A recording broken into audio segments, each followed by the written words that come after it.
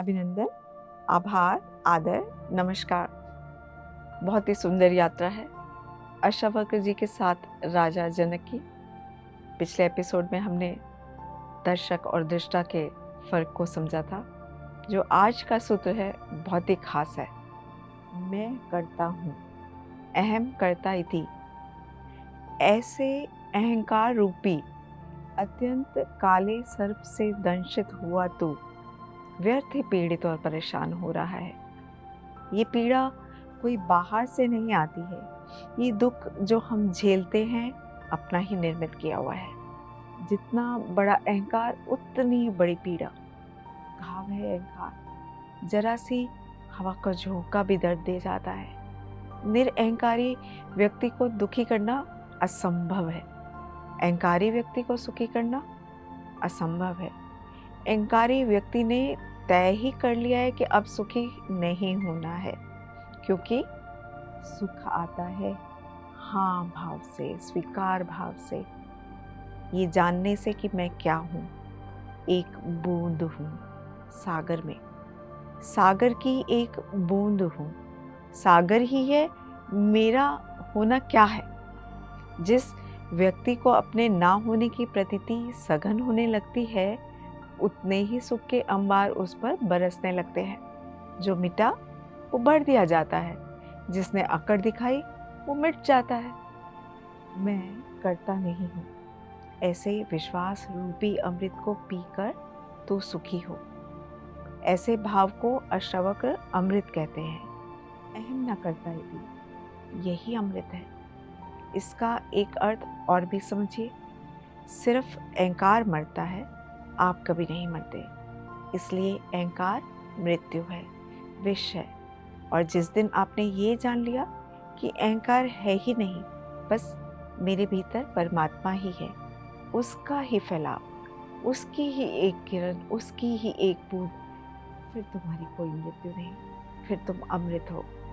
परमात्मा के साथ तुम अमृत हो, अपने साथ तुम मरण धर्मा, अपने साथ तुम अकेले, संसार के विपरीत, अस्तित्व के विपरीत। तुम असंभव युद्ध में लगे हो, जिसमें हार सुनिश्चित है। परमात्मा के साथ सब तुम्हारे साथ है, जिसमें हार असंभव और जीत सुनिश्चित। सबको साथ लेकर चल पड़ो। जहाँ सहयोग से घट सकता हो, वहाँ संघर्ष क्यों करते हो। जहाँ सरलता से, विनम्रता से मिल जाता हो, वहाँ तुम व्यर्थ ही उद्यम क्यों मचाते हो। व्यर्थ का उत्पात क्यों भला। मैं करता नहीं हूँ, ऐसे विश्वास रूपी अमृत को पीकर सुखी हूँ। जनक ने पूछा है, कैसे हम सुखी हों, कैसे सुख हो, कैसे मुक्ति मिले। कोई विधि नहीं बता रहे हैं यहाँ अष्टावक्र। वे ये नहीं कह रहे हैं कि साधो इस तरह, वे कहते हैं देखो इस तरह, दृष्टि ऐसी हो बस। ये सारा दृष्टि का ही उपद्रव है। दुखी हो तो गलत दृष्टि आधार है, सुखी होना है तो ठीक दृष्टि। विश्वास रूपी अमृत को पीकर सुखी हो। इसमें विश्वास की भी परिभाषा समझने जैसी है। अविश्वास का अर्थ होता है तुम अपने को समग्र के साथ एक नहीं मानते और उसी से संदेह उठता है। अगर तुम समग्र के साथ अपने को एक मानते हो तो कैसा अविश्वास। जहाँ ले जाएगा अस्तित्व वहीं शुभ है। ना हम अपनी मर्जी से आए, ना अपनी मर्जी से जाते हैं। ना तो हमें जन्म का कोई पता है क्यों जन्मे, ना हमें मृत्यु का कोई पता है कि क्यों मरेंगे। ना हमसे किसी ने पूछा जन्म के पहले कि जन्मना चाहते हो। ना कोई मरने से पहले हमसे पूछेगा कि मरोगे, मरने की इच्छा है। सब यही हो रहा है। हमसे कौन पूछता है। हम व्यर्थ ही बीच में क्यों अपने को लाए। जिससे जीवन निकला है उसी में हम विसर्जित होंगे, और जिसने जीवन दिया है उस पर अविश्वास कैसा। जहाँ से इस सुंदर जीवन का आविर्भाव हुआ है उस स्रोत पर अविश्वास कैसा। जहाँ से ये फूल खिले हैं, जहाँ ये कमल खिले हैं, जहाँ ये चांद तारे हैं, मनुष्य हैं, पशु पक्षी हैं, इतने सुंदर गीत हैं, इतना संगीत है, इतना प्रेम है उस पर अविश्वास क्यों? विश्वास का अर्थ है हम अपने को विजातीय नहीं मानते, परदेसी नहीं मानते। हम अपने को इस अस्तित्व के साथ एक मानते हैं। इस एक की ही उद्घोषणा के होते ही जीवन में सुख की वर्षा हो जाती है। ऐसे विश्वास रूपी अमृत को पीकर सुखी हो। अभी हो जा सुखी, पीत्वा सुखी भव, इसी क्षण हो जा सुखी। मैं एक विशुद्ध बोध हूँ। ऐसी निश्चय रूपी अग्नि से अज्ञान रूपी वन को जला कर तू वीत शोक हुआ सुखी हो। अभी हो जा दुख के पार। एक छोटी सी बात को जान लेने से दुख विसर्जित हो जाता है कि मैं विशुद्ध बोध हूँ, कि मैं मात्र साक्षी भाव हूँ, कि मैं केवल दृष्टा हूँ। अहंकार का रोग एकमात्र रोग है। एक बहुत ही सुंदर उदाहरण है कि दिल्ली के एक कवि सम्मेलन में मुल्ला नसरुद्दीन भी सम्मिलित हुए। जब कवि सम्मेलन समाप्त हुआ और संयोजक पारिश्रमिक बांटने लगे तो वो तृप्त न हुआ। जितना वो सोचता था उतना उसे मिला ही नहीं। बहुत नाराज हुआ। उसने कहा, जानते हो मैं कौन हूँ? मैं पूना का कालिदास हूँ। संयोजक भी छठे लोग रहे होंगे। उन्होंने कहा, ठीक है, लेकिन ये तो बताइए पूना के किस मोहल्ले के कालिदास हैं? मोहल्ले मोहल्ले में कालिदास है, मोहल्ले मोहल्ले में टैगोर हैं। हर आदमी यही सोचता है कि अनूठी अद्वितीय प्रतिभा है उसकी। अरब में एक कहावत है, परमात्मा जब किसी आदमी को बनाता है तो उसके कान में कह देता है, तुमसे बेहतर आदमी कभी बनाया ही नहीं। और ये सभी से कहता है। अब ये बात बड़ी गहरी है, मजाक भी बड़ा गहरा है, और हर आदमी मन में यही ख्याल लिए जीता है कि मुझसे बेहतर आदमी कोई बनाया ही नहीं। मैं तो सर्वोत्कृष्ट कृत्य हूँ, सबसे सुंदर रचना। कोई माने ना माने तो वह उसकी ना समझी है। ऐसे में मैं सर्वोत्कृष्ट कृत्य हूँ, और इस दंभ में जीता आदमी बड़े दुख पाता है, क्योंकि इस दंभ के कारण वो बड़ी अपेक्षाएं करता है जो कभी पूरी नहीं होंगी। उसकी अपेक्षाएं अनंत है। जीवन बहुत छोटा है। जिसने भी अपेक्षा बांधी वह दुखी होगा। और इस जीवन को एक और ढंग से भी जीने की कला है, अपेक्षा शून्य, बिना कुछ मांगे जो मिल जाए उसके प्रति धन्यवाद से भरे हुए कृतज्ञ भाव से। वही आस्तिक की प्रक्रिया है। जो तुम्हें मिला है वो इतना ही है, मगर तुम उसे देखो तब ना। एक और सुंदर उदाहरण है। एक आदमी मरने जा रहा था। जिस नदी के किनारे वह मरने गया, एक सूफी फकीर बैठा हुआ था। उसने कहा, क्या कर रहे हो भाई? वो कूदने को ही था। उसने कहा, अब रोको मत, बहुत हो गया, जिंदगी में कुछ भी नहीं, सब बेकार है। जो चाहा नहीं मिला, जो नहीं चाहा वही मिला। ये परमात्मा मेरे खिलाफ है, तो मैं भी क्यों स्वीकार करूं ये जीवन? उस फकीर ने कहा, ऐसा करो, एक दिन के लिए रुक जाओ, फिर मर जाना। इतनी जल्दी क्या? तुम कहते हो तुम्हारे पास कुछ भी नहीं। उसने कहा, कुछ भी नहीं है। कुछ होता तो मरने ही क्यों आता? उस फकीर ने कहा, तुम मेरे साथ आओ, इस गांव का राजा मेरा मित्र है। फकीर उसे ले गया। उसने सम्राट के कान में कुछ कहा। सम्राट ने कहा, 1 लाख रुपए दूंगा। उस आदमी ने इतना ही सुना। फकीर ने क्या कहा कान में वो उसे नहीं पता था। उसने नहीं सुना। सम्राट ने कहा, 1 लाख रुपए दूंगा। फकीर आया और उस आदमी के कान में बोला कि सम्राट तुम्हारी दोनों आंखें 1 लाख रुपए में खरीदने को तैयार है, बेचते हो? उसने कहा, क्या मतलब? आंख और बेच दूं? लाख रुपए में? 10 लाख दें तो भी नहीं देने वाला। तो वो सम्राट के पास फिर से गया। उसने कहा, अच्छा 11 लाख देंगे। उस आदमी ने कहा, छोड़ो भी, ये धंधा करना ही नहीं, आंख बेचेंगे ही क्यों? फकीर ने कहा, कान बेचोगे, नाक बेचोगे? ये सम्राट हर चीज़ खरीदने को तैयार है, और जो दाम मांगो देने को भी तैयार है।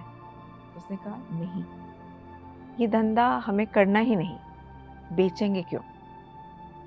और फ़कीर ने कहा, ज़रा देख, आँख तू 11 लाख में भी बेचने को तैयार नहीं, और रात तू मरने जा रहा था और कह रहा था कि मेरे पास कुछ भी नहीं है।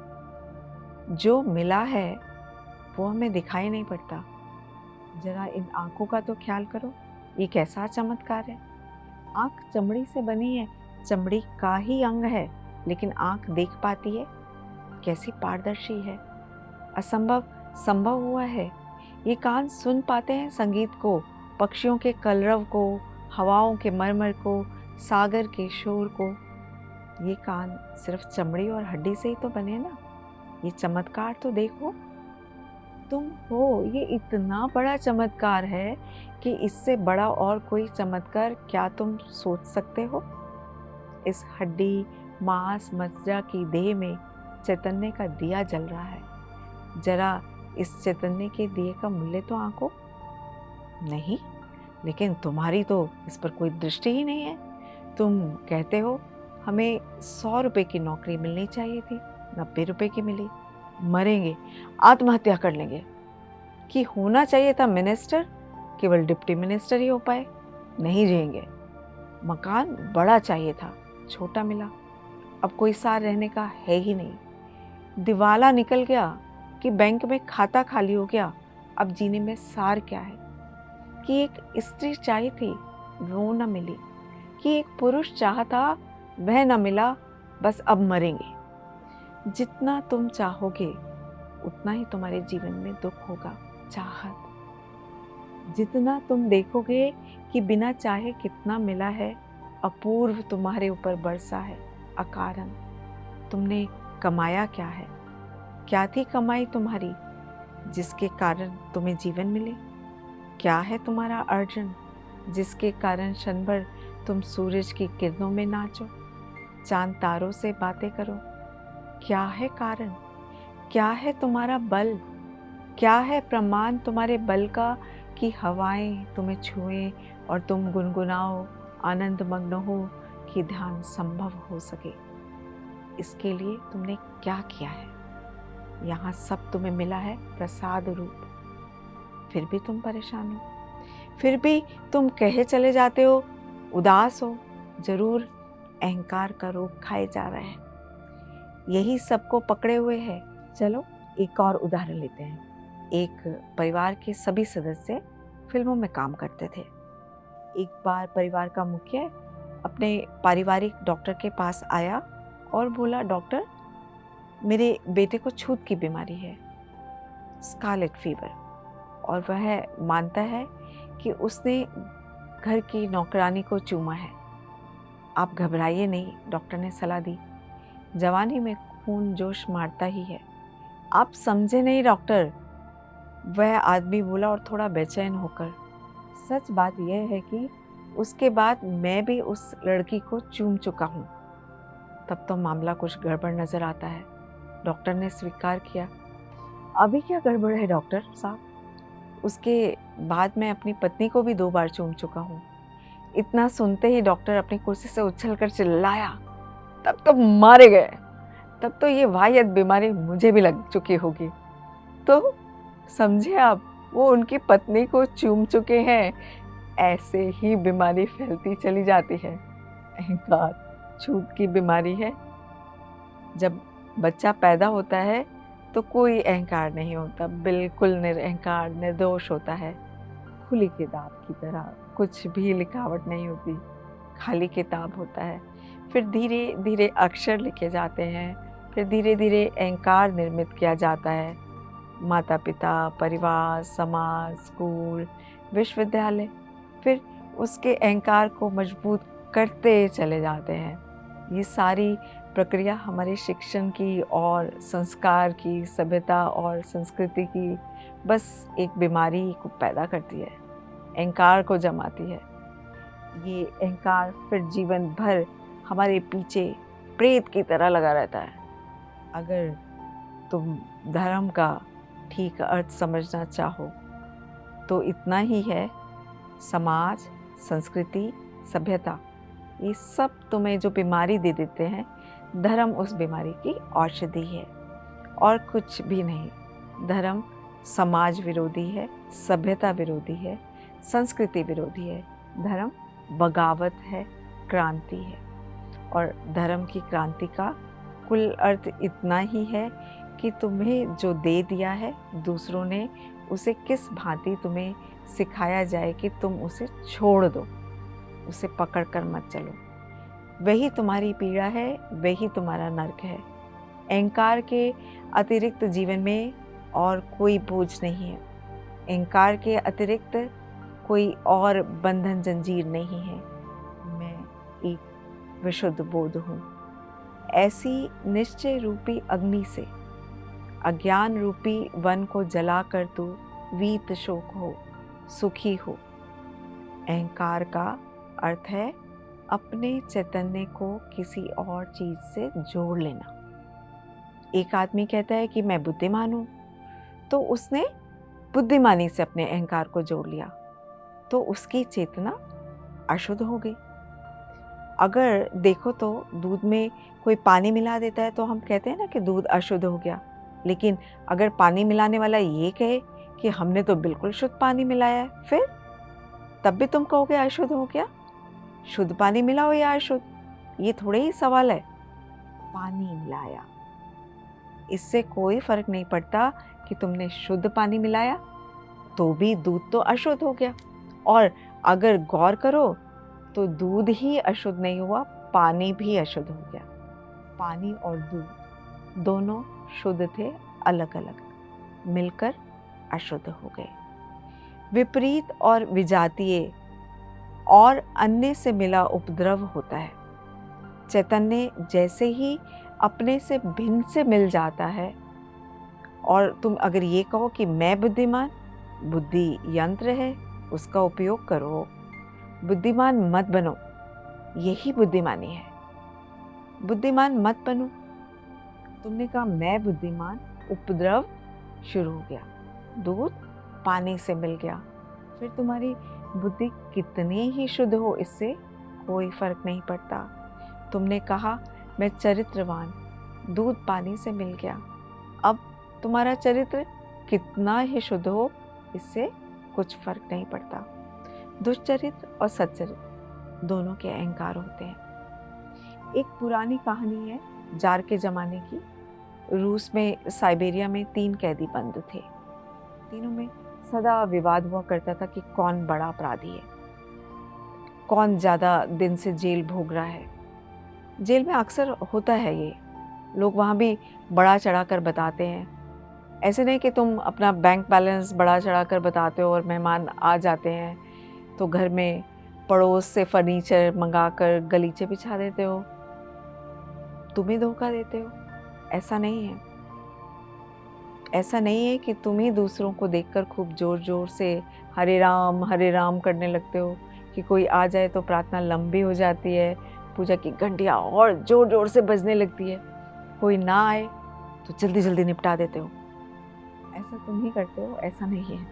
मेहमान घर में हो तो तुम मंदिर चले जाते हो, क्योंकि मेहमानों पर धार्मिक होने का प्रभाव डालना है। कैदी भी कारागृह में इसी तरह करते हैं। उन 3 कैदियों में भी विवाद होता था। एक दिन पहले कैदी ने कहा, मैं जब जेल में आया था, जब मुझे साइबेरिया की जेल में डाला गया, तब मोटर गाड़ी नहीं चलती थी। दूसरे ने कहा, इसमें क्या रखा है? अरे मैं जब डाला गया तब बैलगाड़ी तक नहीं चलती थी। और तीसरे ने कहा, बैलगाड़ी क्या होती है? वे सब ये सिद्ध करने की कोशिश कर रहे हैं कि कौन कितने प्राचीन समय से इस जेल में पड़ा हुआ है। इसमें भी अहंकार है। अब एक नया अपराधी आया। अब जिस कोठरी में उसे भेजा गया, उस कोठरी में एक दादा पहले से ही जमे थे। उस दादा ने पूछा, कितने दिन रहेगा? उसने कहा, यही कोई 20 साल की सजा हुई है। तो दादा ने कहा, तू दरवाजे पर ही रख, तुझे जल्दी निकलना पड़ेगा, दरवाजे के पास ही तू अपना बिस्तरा लगा ले। अपराधी का भी अहंकार है। बुरी के साथ भी आदमी अपने अहंकार को बढ़ता है और भले के साथ भी बढ़ता है, लेकिन दोनों स्थितियों में चैतन्य अशुद्ध हो जाता है।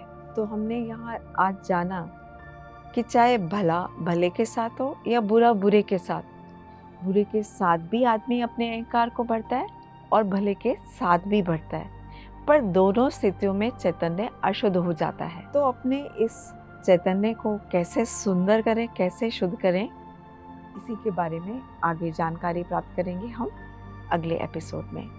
नमस्कार। बदले जीवन।